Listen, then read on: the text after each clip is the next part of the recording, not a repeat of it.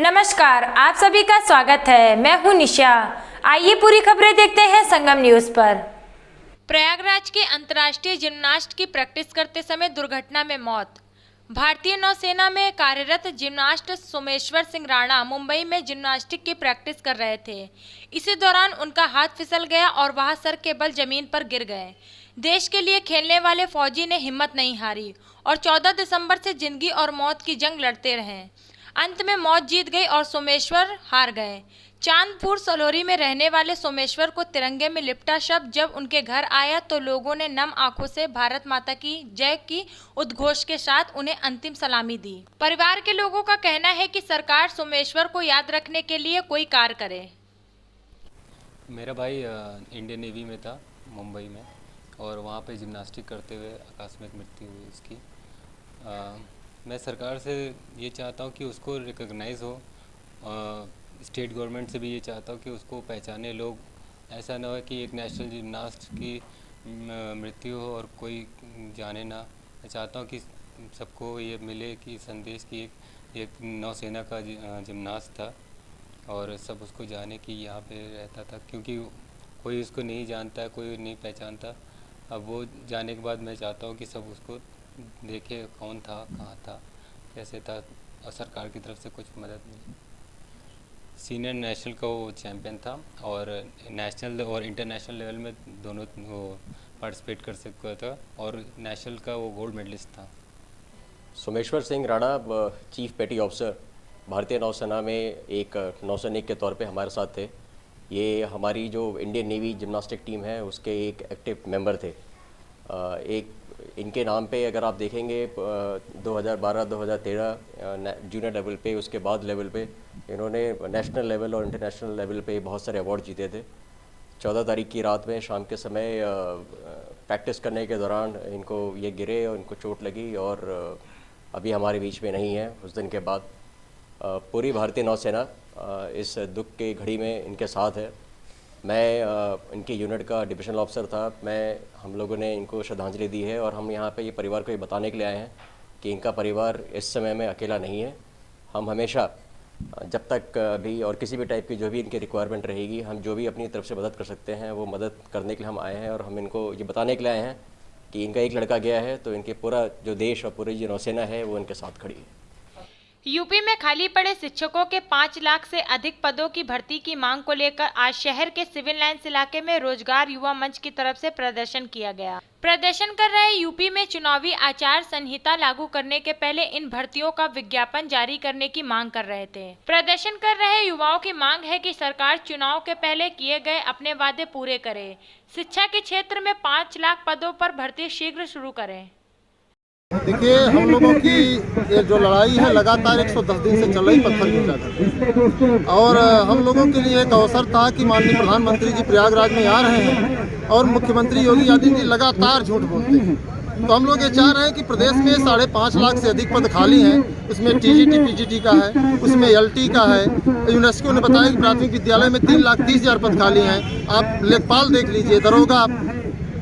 और सबसे बड़ी बात कि पूरे प्रदेश में भ्रष्टाचार बहुत तेज। आपने देखा होगा अभी टेट का पेपर रद्द हुआ भ्रष्टाचार की वजह से, और एसआई में भी जो है भ्रष्टाचार हो गया, सीटेट भी हो रहा है। तो आखिर देश में चल क्या रहा है, प्रदेश में चल क्या रहा है, यह चीज़ें प्रधानमंत्री जी को पता है कि नहीं पता है? क्योंकि प्रधानमंत्री ज़्यादातर उत्तर प्रदेश में तो आते नहीं हैं और ज़्यादातर विदेशों में रहते हैं, हमेशा हेलीकॉप्टर से उड़ते रहते हैं। तो हम लोग यही चाह रहे हैं कि प्रधानमंत्री से मिला जाए और उत्तर प्रदेश में बेरोजगारों की जो पीड़ा है उससे अवगत कराया जाए कि साहब आप फकीर तो है, झोला लेकर चल देते हैं, लेकिन बड़ा कष्ट है कि उत्तर प्रदेश का नौजवान आपके मन की बात सुनते सुनते ऐसे चरम पर आ गया कि आचार संहिता लगने वाली उत्तर प्रदेश में। तो नौजवान चाहता है कि आप विज्ञापन कब दोगे? प्रदेश की मांगे क्या है? हमारी मांगे यही है कि प्रदेश में जो 5 लाख पद खाली हैं वो चुनाव से पहले विज्ञापित कर दिए जाएं, और जिससे कि जैसे ही चुनाव समाप्त हो उसकी परीक्षाएं हो जाए और भ्रष्टाचार पर लगाम लगाया जाए। दरोगा भर्ती की सीबीआई जांच, जहाँ जहाँ भ्रष्टाचार हुआ है उन सभी स्थानों पर सीबीआई जांच हो तो ही जो है हम लोग मानेंगे। अगर आपकी मांगे पूरी ना हो तो किस तरह मानी जाएंगी? तो आंदोलन चलता रहेगा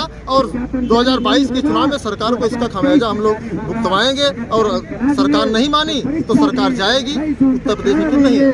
यही हम लोगों का प्रयास है। संगम नगरी प्रयागराज में ड्राइवर की लापरवाही से 3 साल की बच्ची की हुई मौत। मामला शिवकुटी थाना क्षेत्र के गोविंदपुर इलाके में प्रयागराज विकास प्राधिकरण द्वारा एक बहुमंजिला आवासीय योजना अलकनंदा अपार्टमेंट निर्माण कराया जा रहा है, जहां पर स्थानीय ठेकेदार द्वारा ईंटों से लगा हुआ लोडर मंगवाया गया था। नशे की हालत में ड्राइवर द्वारा गाड़ी निकालने की कोशिश में अनियंत्रित होकर अपार्टमेंट की अंदरूनी हिस्से में खेल रही 3 वर्षीय बालिका के ऊपर चढ़ा दिया, जिससे बालिका की मौके पर ही मौत हो गई। आसपास काम कर रहे मजदूरों द्वारा ड्राइवर को पकड़ने की कोशिश की गई, लेकिन वह मौके से भाग गया। इसी बीच स्थानीय लोग द्वारा पुलिस को खबर दी गई और आनन फानन में शिवकुटी थाने की पुलिस पहुंच गई एवं बच्ची की लाश और उपरोक्त गाड़ी को अपने हिरासत में लेकर जब्त कर लिया। बच्ची की लाश को पोस्टमार्टम के लिए भेज दिया गया। इस विषय में जानकारी देते हुए क्षेत्र अधिकारी चतुर्थ अजित सिंह चौहान ने बताया कि पुलिस इस विषय में आवश्यक कार्रवाई कर रही है। गाड़ी सीज कर दिया गया तथा ड्राइवर और उसके मालिक की तलाश जारी है और जल्द ही इस पर आवश्यक विधिक कार्रवाई करते हुए मुकदमा दर्ज कर गिरफ्तारी की जाएगी। हम यहाँ पे कुछ मजदूर सीतापुर बिस्वा क्षेत्र के काम करते हैं अलकनंदा अपार्टमेंट में, और इनकी बच्ची बाहर कहीं बैठी थी और एक छोटी अप्पे गाड़ी है, उसका ड्राइवर लापरवाही पूर्वक उसने एक्सीडेंट किया, जिससे दुर्भाग्यपूर्ण घटना हो गई और बच्ची की मृत्यु हो गई है। पोस्टमार्टम के लिए भेजा गया है और गाड़ी जो है वो सीज कर ली गई है। ड्राइवर की तलाश की जा रही है और जो भी अभियोग पंजीकृत कर आवश्यक कार्रवाई पूरी की जाएगी। कहाँ से लेबर आए थे और कहाँ किसका काम चल रहा है? ये अलकनंदा अपार्टमेंट है, इनका काम चल रहा है और कंस्ट्रक्शन वर्क चल रहा है, और जो लेबर है वो बिस्वा सीतापुर से आए हैं। Thank you. प्रयागराज के बालसन चौराहा पर योगी सरकार के खिलाफ नारेबाजी कर रहे लोग प्रतियोगी परीक्षाओं के अभ्यर्थी हैं।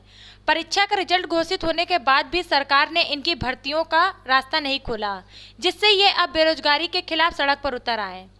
बालसन चौराहा पर बेरोजगार युवक युवतियों ने हाथों में तख्ती लेकर सरकार के खिलाफ प्रोटेस्ट किया और योगी सरकार के खिलाफ नारेबाजी का हंगामा की आशंका को देखते हुए इन बेरोजगार युवकों के धरने के चारों तरफ पुलिस और आरएएफ तैनात कर दी गई थी। चुनाव में इस बार बेरोजगारी एक बड़ा मुद्दा है, जिसे विपक्ष अपनी हर रैली में उठा रहा है।